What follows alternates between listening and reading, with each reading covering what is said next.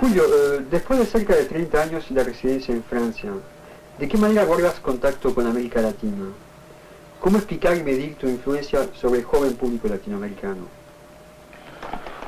Bueno, aparte de otros contactos de los que tal vez hablaremos después, yo creo que el contacto más profundo es lingüístico. Es decir, que yo sigo escribiendo en argentino, o sea, en ese español que hablamos y escribimos en mi país, y eso crea naturalmente un contacto, una correspondencia inmediata entre lo que yo hago y mis lectores. Es decir, que la mayoría de mis libros yo los he escrito en Francia, y sin embargo podría haberlos escrito en Buenos Aires o en Guatemala, porque ya sabes que no hago demasiada diferencia por lo que se refiere a América Latina. Y entonces el puente es un puente lingüístico que se mantiene. Ahora, en cuanto a la influencia sobre los jóvenes, yo creo que esa influencia viene de una paradoja, del hecho de que yo nunca busqué tener la menor influencia en los jóvenes. Estoy convencido de que los escritores que se proponen un determinado mensaje con respecto a los jóvenes, en general escriben cosas mediocres, y los jóvenes no reaccionan como los autores quisieran. Lo que yo he hecho en la mayoría de mis libros es dejar salir, manifestar una problemática, una angustia, un cuestionamiento personal como latinoamericano que ha encontrado un eco en esa misma problemática o una problemática equivalente de los jóvenes latinoamericanos, y el contacto se ha dado de manera espontánea y yo te diría automática. No ha habido ninguna intención deliberada de mi parte, y los jóvenes lo saben muy bien y lo sienten. Se ha hablado siempre y se sigue hablando en América Latina del compromiso del artista respecto a la realidad política. ¿Cuál es tu posición al respecto?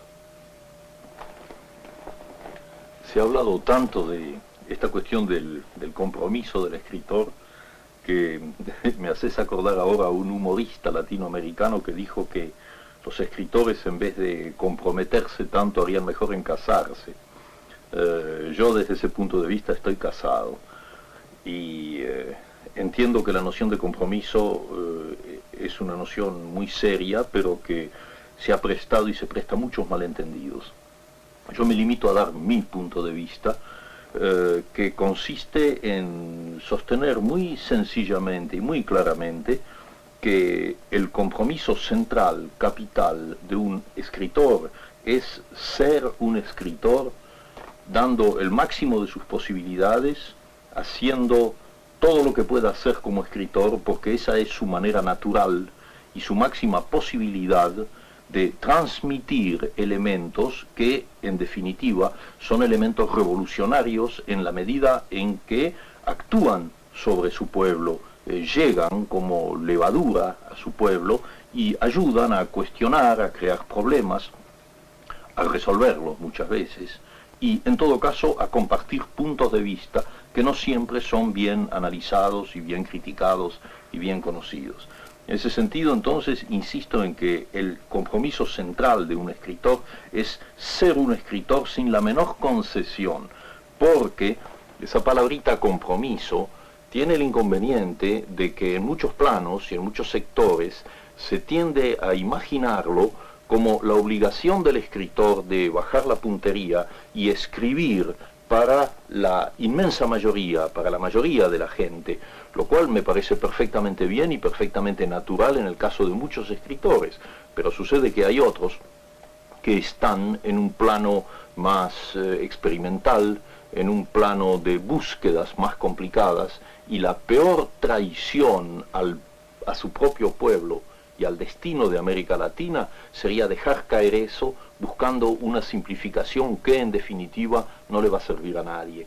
Entonces, esa es mi primera acepción de la noción de compromiso, pero no es toda. Hay una segunda parte que es absolutamente capital, porque en América Latina hay muchos admirables escritores que son unos perfectos reaccionarios, unos perfectos conservadores, y que le hacen el juego a nuestras peores dictaduras y a nuestras peores tiranías. Entonces, el hecho de ser un gran escritor no significa cumplir con un compromiso. El compromiso es doble. Por un lado, dar el máximo como escritor, Y eso es lo que yo trato de hacer y lo haré hasta el fin de mi vida. Pero en segundo lugar, hay que responder también con la conducta personal, con la conducta ideológica, con la conducta política. O sea que yo estimo que mi compromiso con respecto a mi pueblo y a América Latina lo cumplo no solamente cuando escribo, sino cuando voy a participar, para darte un ejemplo, no sé, en las sesiones del Tribunal Bertrand Russell o en la reunión del Tribunal de los Pueblos que justamente se acaba de constituir estos días en Italia, cuando cumplo una acción que significa una denuncia, un ataque, una tentativa de echar abajo esos sistemas siniestros que están alienando, explotando y destruyendo nuestra América Latina. El paralelismo, la coincidencia de esas dos cosas en el trabajo de un escritor, ese es el verdadero compromiso. En ese sentido yo no estoy comprometido, te repito el chiste, estoy casado.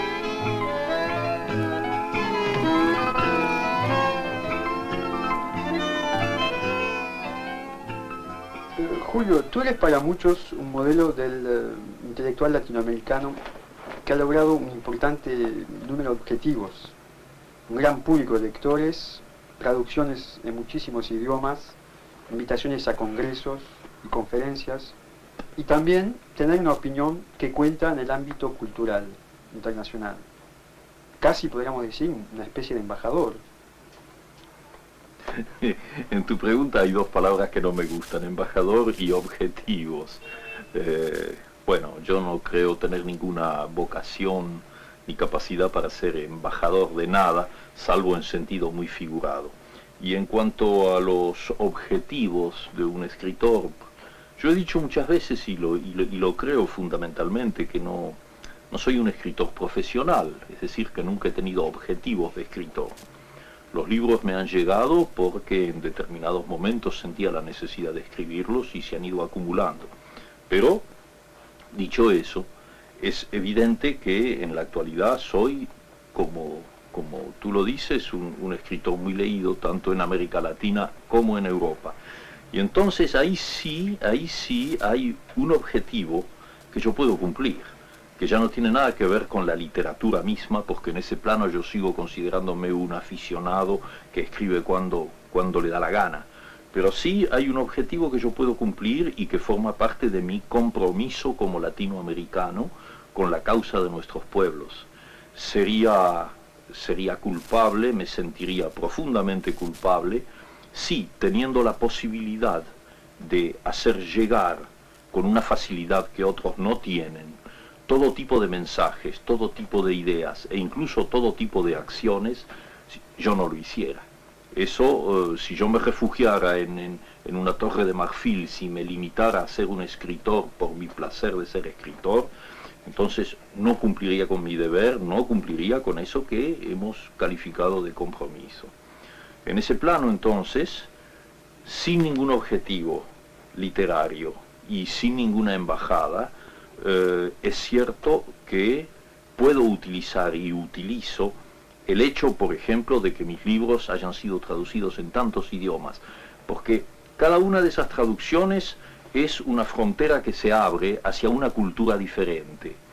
Y si esa frontera se abre y los lectores de ese país me conocen a mí, y cuando digo me conocen a mí me refiero además a todos mis colegas latinoamericanos que puedan ser traducidos, y hay muchos que son traducidos y cada día más, puesto que hay un gran interés por nuestras letras.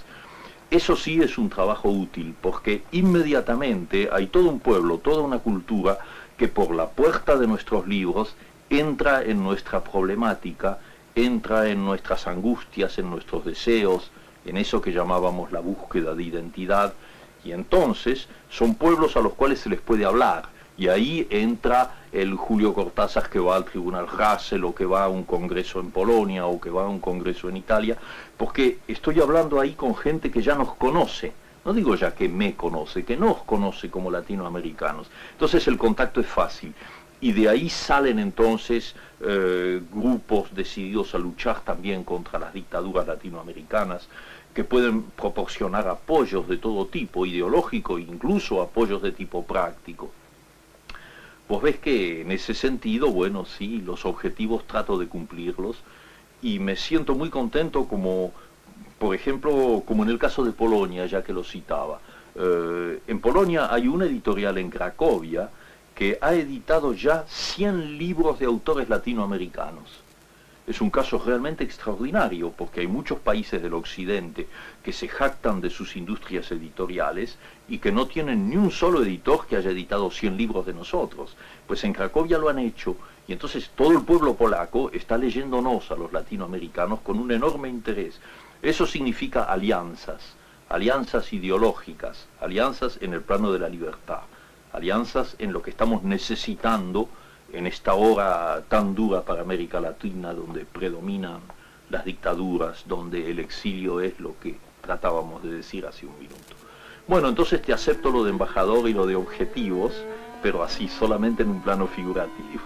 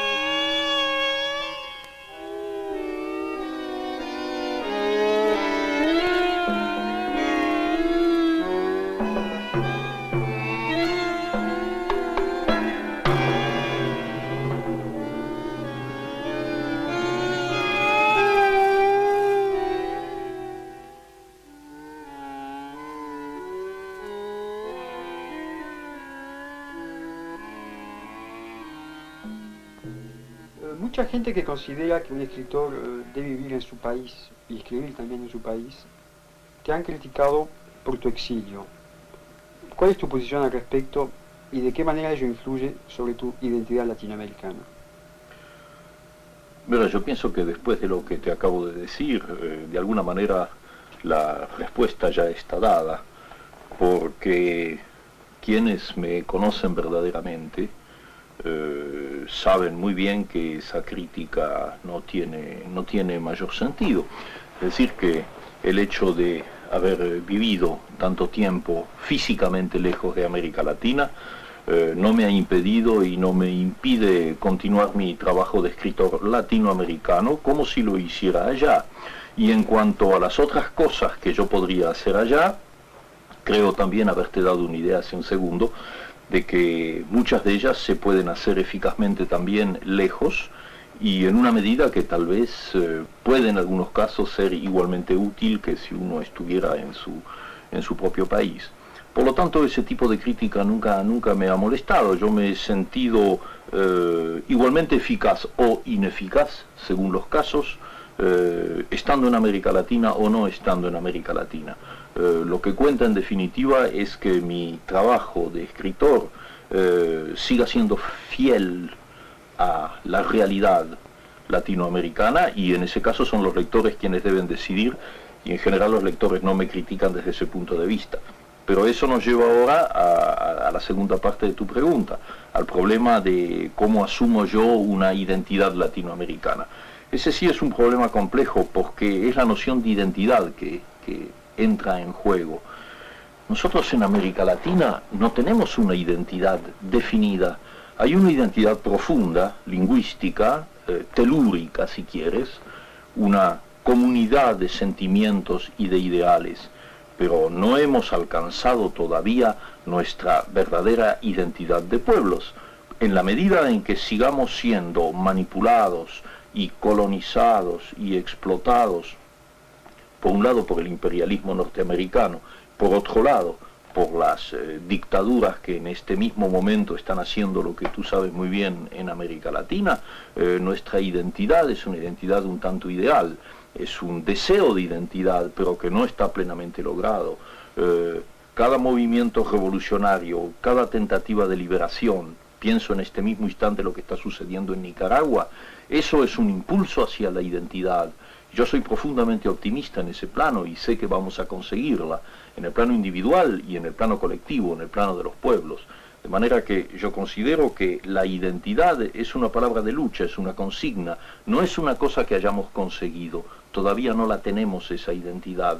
Estamos aislados, balcanizados, compartimentados, nos destruimos entre nosotros en querellas absurdas. Y el resultado es que la identidad sigue siendo un ideal, pero tengo también la convicción de que todo lo que ha sucedido en América Latina a lo largo de este siglo muestra que hay un proceso irreversible y que vamos camino de nuestra identidad, un camino que está costando mucha lucha, que está costando mucha sangre y que en definitiva es sin embargo un camino que ya está de alguna manera trazado en el tiempo y que, te repito, es irreversible.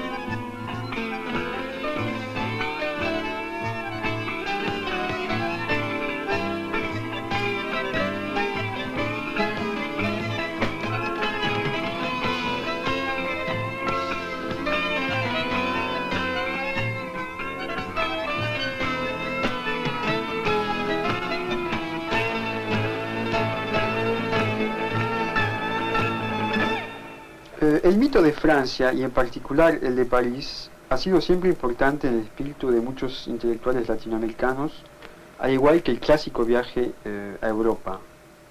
Sin embargo, la realidad a menudo se ha mostrado muy dura y la frustración grande. ¿Cuál es tu parecer al respecto, Julio? Sí, yo entiendo que la pregunta que me haces es una pregunta siniestra, porque es absolutamente cierto que el viaje como elemento mítico de los intelectuales latinoamericanos, sobre todo en la época romántica y a comienzos de nuestro siglo, esa necesidad de venir a Europa para completar una educación intelectual, incluso una educación sentimental, formaba parte de los muchos espejismos y de las muchas colonizaciones mentales de América Latina con respecto al resto del mundo. En nuestros días sabemos bien que las cosas han cambiado. ¿Y de qué manera? Porque por un lado hay un factor positivo. Yo tengo la impresión de que en conjunto los jóvenes en América Latina se preocupan mucho menos que sus padres y sus abuelos con respecto a ese famoso viaje mítico a Europa. En este momento la realidad latinoamericana, eso que hablábamos, la búsqueda de identidad, preocupa cada vez más a los latinoamericanos y hace que descubran que su tarea más apasionante, la que en el fondo prefieren, consiste en hacerla in situ, ahí donde viven y donde están. Pero los viajes continúan.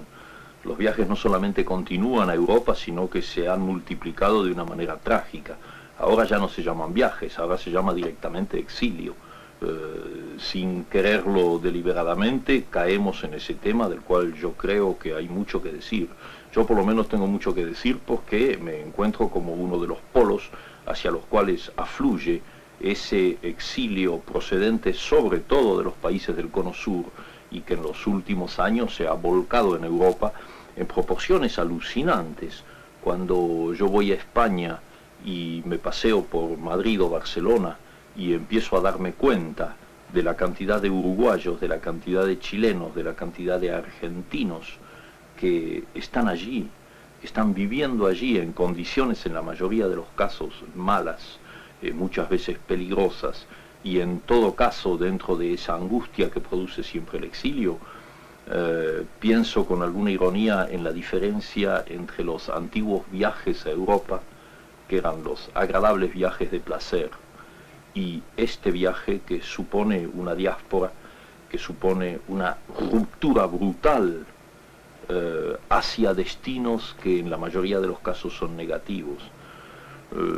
Todo este tema del exilio me toca a mí particularmente porque desde luego aquí en Europa muchos somos, desde el punto de vista de organizaciones, de conjuntos de gente de buena voluntad que ensaya en la medida de lo posible superar los problemas personales de los exilados, pero que solo lo consiguen en una escala sumamente pequeña. Ahora, si este problema del exilio lo miramos del otro lado, por ejemplo con respecto a mi país, el elemento trágico se vuelve casi insoportable, porque hay que pensar en una cosa que muchos olvidan. Los exilados argentinos, por ejemplo, son prácticamente todos intelectuales, científicos, es la gente que constituía los mejores valores argentinos. Y todos ellos han tenido que salir porque su vida estaba en peligro, su libertad estaba en peligro. Cientos de miles están fuera de la Argentina. Pero entonces es un fenómeno de doble exilio porque por un lado ellos están físicamente exilados en los países de Europa, pero el pueblo argentino es el verdadero exilado en la medida en que en este momento no puede conocer, no puede aprovechar, no puede vivir el trabajo de creación de músicos, de cineastas, de actores, de novelistas, de toda la gente que antes trabajaba en la Argentina. ¿Quiénes quedan en la Argentina? Bueno, hay mucha gente de valor en la Argentina, desde luego, pero lo más importante, lo más fecundo, lo que realmente daba una dinámica al país, ha tenido que irse, porque justamente esa dinámica era una dinámica de oposición y de protesta contra la dictadura. Entonces hay un doble exilio, los que están afuera y los que se han quedado adentro. Hay un exilio físico que es el nuestro, los que no podemos volver allá, pero luego hay algo peor, que es lo que yo llamo el exilio cultural. A mí no me gusta autocitarme, pero mi último libro de cuentos fue prohibido en la Argentina. Eso es lo que yo llamo exilio cultural. 20 millones de personas no pueden leer un libro mío. Cuando digo un libro mío, amplifico y pienso en todo el trabajo creador de los miles y miles de exilados que están en el mundo. Entonces comprendes que este es un tema que me toca a mí profundamente y que constituye la verdadera raíz de esa pregunta que parecía un poco frívola sobre el viaje a Europa.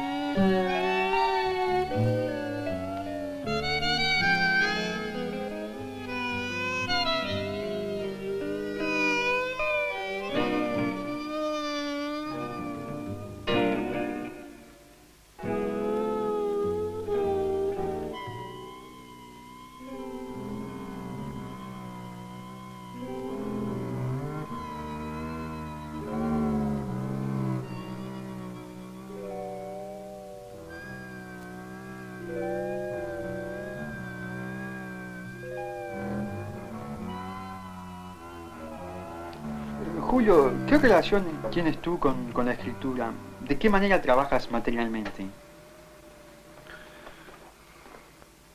Yo no tengo ninguna relación con la escritura. Es la escritura que tiene relaciones conmigo. Invierto la fórmula porque es cierto. En general yo estoy en un estado de disponibilidad y luego estoy en el ómnibus o en la calle o tomando un café y bruscamente hay algo que me incita a escribir. Yo siento que no me pertenece a mí eso, es algo que viene desde fuera o probablemente desde dentro, pero siempre me da la impresión de venir desde fuera, como si escuchase una música. Ahora, esa música toma enseguida la forma de palabras, una primera frase, una primera idea, incluso una imagen, una imagen que se va a convertir en un personaje. Y entonces lo único que me queda es obedecer. Y a partir de ese momento soy un poco, digamos, el medium de eso, es decir, que tengo obligadamente que ir a mi máquina de escribir, yo escribo a máquina, y empezar a trabajar. Pero el primer impulso no tengo nunca la impresión de que es mío, sino que me viene como desde fuera, como desde otra dimensión. Ahora, claro, la segunda parte de tu pregunta se tiene que ajustar lógicamente a eso. ¿Cómo trabajo? Bueno, ya te dije que no me considero un profesional, soy muy vago, es decir que puedo pasar mucho tiempo sin escribir y después de golpe puedo estar obsesionado durante un mes y muchos meses con una novela o con una serie de cuentos que vienen en forma de ciclo. Pero es sumamente irregular, no tengo esa disciplina, muy admirable por lo demás, de escritores que todos los días a las 9 de la mañana se ponen en su máquina hasta las 2. Me resultaría completamente inconcebible ese tipo de trabajo. Soy una especie de francotirador de la literatura. Hago las cosas cuando me vienen y cuando el impulso es más fuerte que yo.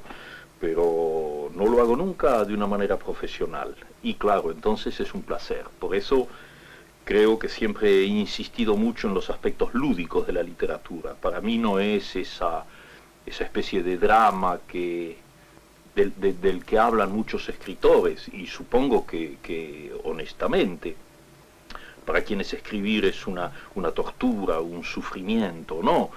Para mí la literatura, la escritura es un poco como el amor, es un placer, es un juego lúdico al que me doy. Ahora, dentro de eso entra el drama, entra el sufrimiento, entra todo lo que quieras, como sucede también en el amor, por ejemplo. De modo que, en definitiva, yo entiendo que hay un puente muy estrecho en mí entre la literatura y el erotismo. Son juegos muy parecidos. El público te conoce sobre todo por tus cuentos y por tus novelas. ¿Puedes tú decirnos cuáles son las técnicas de cada género y las dificultades intrínsecas de cada uno de ellos en su proceso de creación? Menuda pregunta, pero en fin, se puede contestar un poco con imágenes, con figuras. Yo lo he dicho además, ya lo he escrito y repito una cosa que sigo creyendo. O sea que para mí el cuento lo he visto siempre como una esfera. Es decir, es una forma cerrada y para mí un cuento solo es perfecto cuando se aproxima a esa forma perfecta en la que no puede sobrar nada y en la que cada uno de los puntos exteriores tiene que estar a la misma distancia del centro. En cambio la novela la veo como un árbol. Si tienes un tronco del cual salen ramas, o sea que se puede bifurcar, la rama a su vez se divide en subramas, o sea que el cuento es un orden cerrado para mí y la novela es realmente el orden abierto. Eso supone lógicamente técnicas muy diferentes. En el caso del cuento tiene que existir desde la primera palabra, tiene que estar ya de alguna manera contenida la última, aunque en mi caso yo nunca la sé. Yo no sé cómo van a terminar mis cuentos, pero sé de todas maneras que se va a cerrar, que se va a completar como el vuelo de un boomerang. En cambio, la técnica en la novela, y esa es la gran maravilla también de la novela, es que siendo abierta, tú te lanzas y los personajes comienzan a vivir un poco por su cuenta, como le pasó a Cervantes con el Quijote, más que conocido el ejemplo, y me pasó a mí con muchos personajes. Entonces hay la cosa maravillosa de la novedad, de lo inesperado, el pensar que ibas a ir en una determinada dirección y el arbolito te saca una rama o una flor por otro lado. Así que el cuento es la exigencia, tiene algo de fatal. Y en cambio la novela te da la compensación de la improvisación, de la libertad. Es la diferencia entre el jazz tradicional, que sería el cuento, o la música de cámara, una sonata, y el free jazz, o las formas actuales de música completamente abiertas.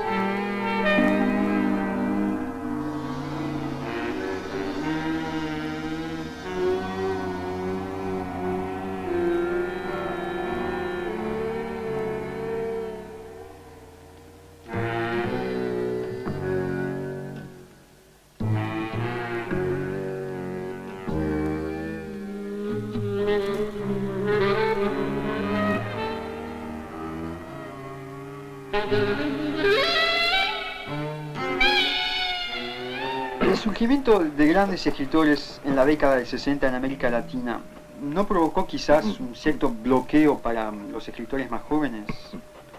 A tu parecer, ¿pueden surgir nuevas formas literarias, una nueva generación de escritores?